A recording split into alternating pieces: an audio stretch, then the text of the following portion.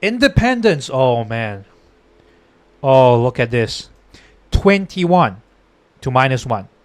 Independents are leaving Trump and joining Harris. This in itself is a plus 22. Okay, hello there. Crazy news. I did not expect this. This is some really crazy stuff. So let's get into it. So this is actually a study done by University of Houston of the 2024 election. Okay, so look, I'm going to summarize this whole table for you. This, what you see here, Biden June, Harris August, is the difference between Biden's support and Harris's support between June and August. June, August. And this is the difference. As you can see here, difference is here. Trump June, Trump August, and difference is here. Now, there are a couple of decimal points off, usually about the same numbers. For women, 8 points difference. 8 points up for Harris between Biden in June and Harris in August. Trump, -2. Though between them, between +8 and -2, Harris gets a +10. Right? I'm just going to write 10 from now on. And between men, Harris is down 1. Trump up 5. And that is -5 for Harris. So we're going to use Harris as the benchmark here. When it comes to ethnicity and race, whites +3 Harris, +1 Trump, which is a +2 for Harris. Latinos +5 for Harris, +2 for Trump, which is a +3 for Harris. And for blacks +4, +1, which is another +3. So as you can see here for ethnicity, unlike the gender split as we have all been hearing about, Kamala Harris completely dominates ethnicity swing. Everyone is swinging to Kamala regardless of their ethnicity. Now look at the generations, and this is very surprising. I thought it wouldn't be like that. But if you look at boomers, it's 2 versus 2, so it's 0, right? For boomers, 0. Gen X, actually +1 for Harris and +9 for Trump. So that's 1 for Harris. Millennials, I'm quite surprised. I thought Harris will pull more from millennials, but +5 against +3, I guess that's a +2. Okay, here's the kicker. Everyone knows how Gen Z loves Kamala, but look at this insanity. +16, -4 for Trump. This is a +20 swing. This is a +20 swing for Harris in Gen Z. If young voters turn out, I mean, that's a +22. If young voters turn out, +22. This is Texas. This is not the whole country. This is in Texas. I mean, it's not literally the reddest state, but it's a pretty damn deep red state. Now let's look at education. +4 for high school, +2 for Trump. So actually, high school people are tuning in more to Harris than to Trump.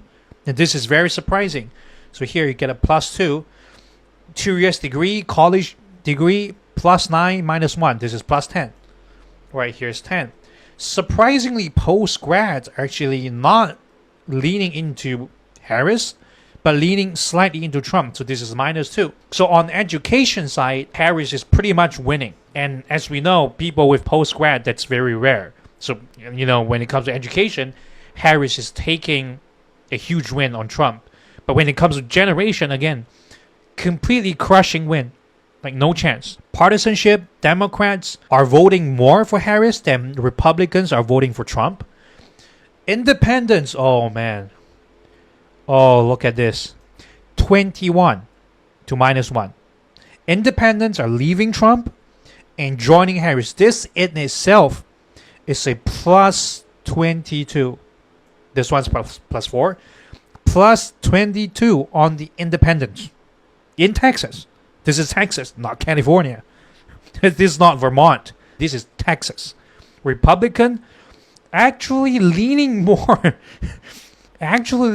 towards Harris than Donald Trump. So Donald Trump is losing Republicans, funnily enough, to Kamala Harris. Donald Trump. So this is based on, you know, if you voted Trump, are you voting for Trump again? So actually, some people are voting Kamala now, but most of them are still tuning into Trump. So this is a -2. When you look at Biden, people are voting more for Kamala than Biden by 7 points, but only 1 goes to Trump. This is a +6. And again, did not vote. Oh, this is a huge one. Did not vote. Did not vote and independents are not the same. Did not votes are the people who, well, I mean, they did not vote. They're not independent who voted for Trump or independent voted for Biden. They are people who did not vote. Okay, and look at this. 13 for Harris and -3 for Trump. This is even worse than what you see at Gen Z. I mean, this is almost as bad. This is the second worst performing demographic group for Trump. People who did not vote are dropping Trump like mad. And just over here, +16. So if you observe every group here, this is a +5. Across genders, I mean, there are more women than men actually, but let's just say it's +5.